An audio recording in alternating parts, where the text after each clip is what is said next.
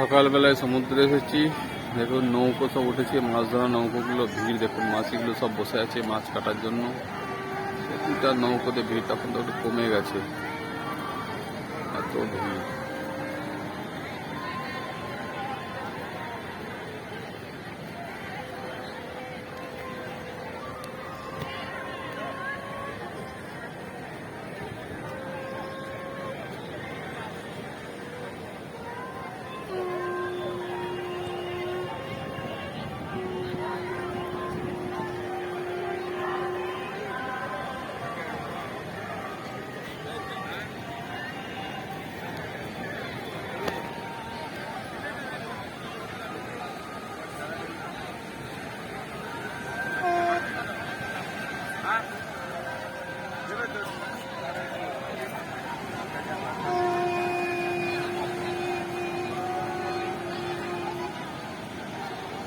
মাছ কেনার ভিড়।